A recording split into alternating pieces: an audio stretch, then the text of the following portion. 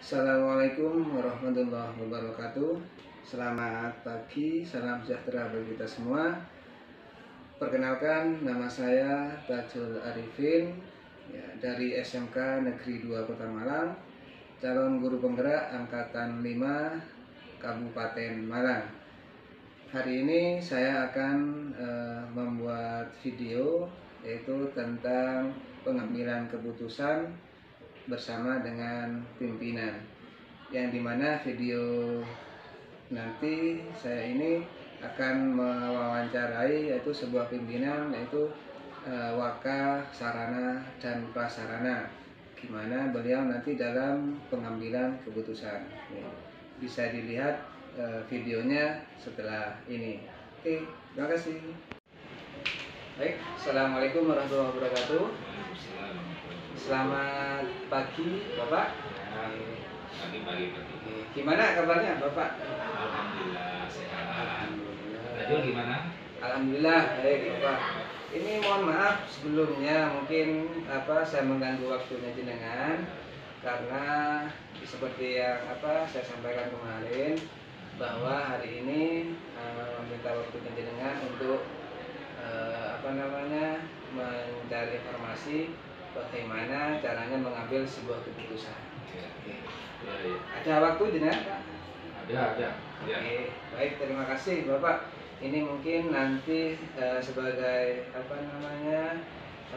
tugas saya di guru penggerak, yaitu demonstrasi kontekstual. Nah, di sini nanti ada beberapa pertanyaan yang mungkin saya ajukan ke Bapak di sini, yaitu selaku pemangku kepentingan atau pimpinan di sini.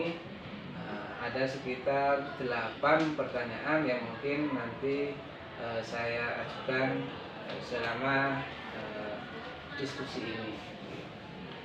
Mungkin bisa langsung aja, Pak. Mungkin Ya. untuk pertanyaan-pertanyaan nanti yang dimana ini nanti intinya yaitu tentang pengambilan keputusan, dilema etika dan rujukan moral. Oke.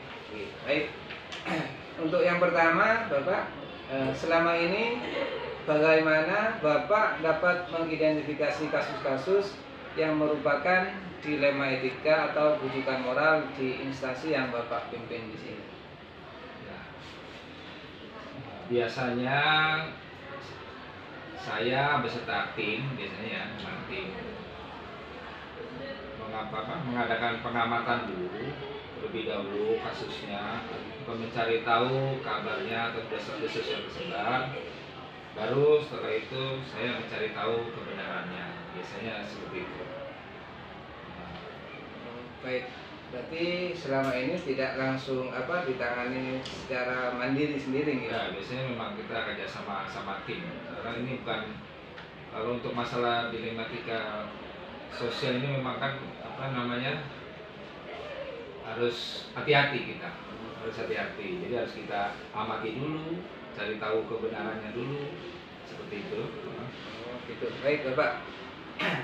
Terus ini untuk yang selanjutnya, selama ini bagaimana Bapak menjalankan pengambilan keputusan di sekolah, terutama untuk kasus-kasus di mana ada dua kepentingan yang sama-sama benar atau sama-sama mengandung nilai kebajikan?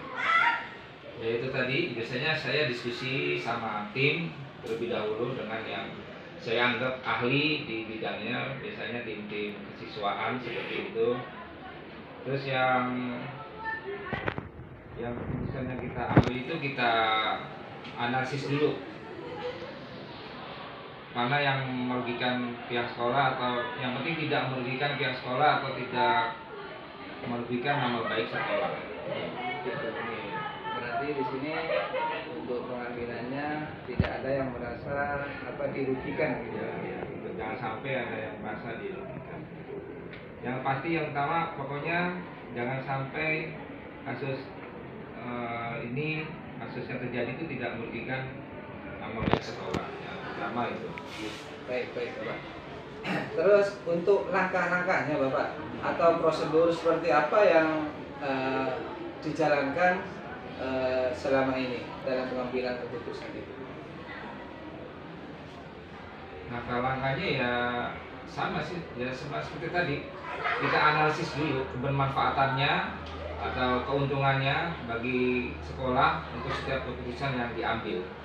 Seperti itu. Jadi kita diskusikan dulu sama tim biasanya. Berarti memang sudah sesuai prosedur yang ada di yang di instansi yang Bapak pimpin gitu nih. Terus hal-hal apa saja yang selama ini dianggap efektif dalam pengambilan keputusan pada kasus-kasus dilema etika? Hal-hal yang efektif ya memang kita harus, yang pasti yang pertama harus diskusi dulu dengan ahlinya. Seperti misal ya, ini ada kasus di dalam pembelajaran agama misalnya ya. Misalnya ya saya harus diskusi keputusannya yang saya ambil tuh misalnya dengan koordinator mapel pelajaran agama kan, seperti itu, dengan guru-guru mapel lain yang berkaitan dengan mapel agama seperti itu. Biar yang keputusan yang diambil itu merupakan keputusan yang benar-benar bermanfaat lah bagi sekolah, tidak merugikan nama baik sekolah, seperti itu. Berarti melibatkan banyak tim lah, banyak pihak misalnya seperti itu.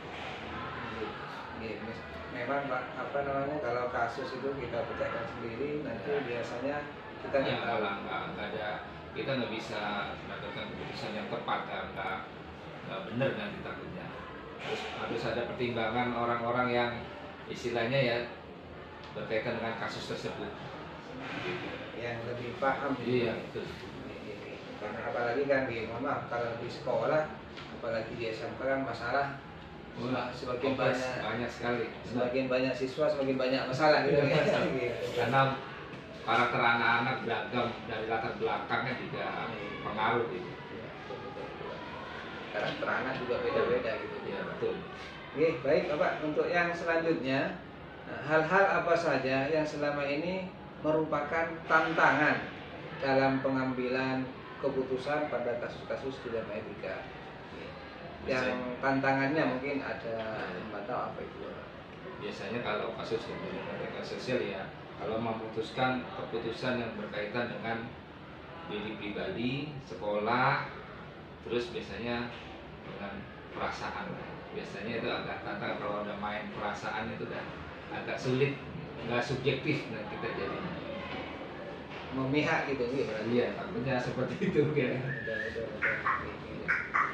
Tantangannya apa, hanya itu aja yang agak sulit memang itu biasanya, yang kaitannya dengan perasaan itu biasanya, dengan diri sendiri gitu.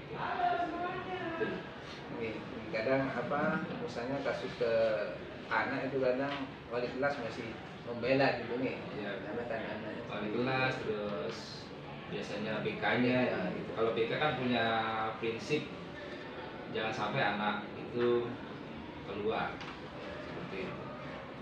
Cuma kan menurut aturan sudah melebihi pelanggarannya. Jadi memang gitu. Namanya dilema etika kayak gitu Pak. Kadang kita pihak sini yang dirugikan, pihak sana yang dirugikan. Jadi pokoknya intinya memang jangan sampai keputusan itu merugikan nama baik sekolah. Yang penting itu ya tadi kembali ke prinsip awal yaitu. Kalau menurut saya seperti itu. Siap. Terus ini Pak, untuk yang selanjutnya, apakah Bapak memiliki sebuah tata kelola atau jadwal tertentu dalam sebuah penyelesaian kasus dilema etika? Apakah Anda langsung menyelesaikan di tempat atau memiliki sebuah jadwal untuk menyelesaikannya, untuk prosedur yang dijalankan? Maksudnya seperti ini Pak, apakah dalam menangani entah itu siswa ataupun apapun yang ada di sekolah, itu apakah dijadwal atau seketika atau seperti apa? Saya biasanya terjadwal, memang harus dijadwal karena kan kita nggak sembarangan untuk mengambil keputusan kan.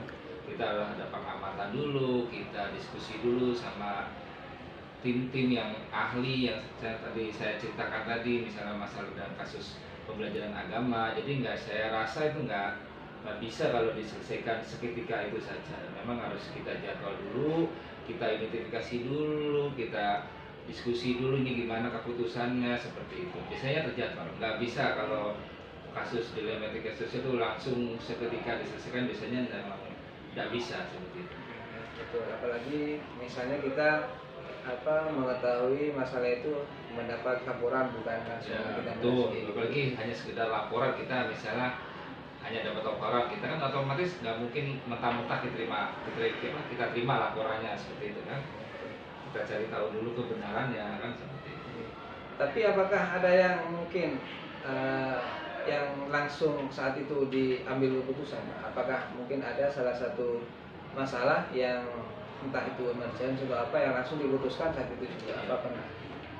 Pernah sih kayaknya, tapi ya nggak sesering, nggak banyak lah itu biasanya. Karena biasanya kayak gitu kan juga menyangkut apa, nggak bisa lah sebenarnya kita ngambil keputusan tiba-tiba untuk masalah kasus dilematika sosial, nggak bisa sih. Tapi itu jarang yang terjadi kalau langsung di tempat, kecuali benar-benar emergensi yang mungkin ya.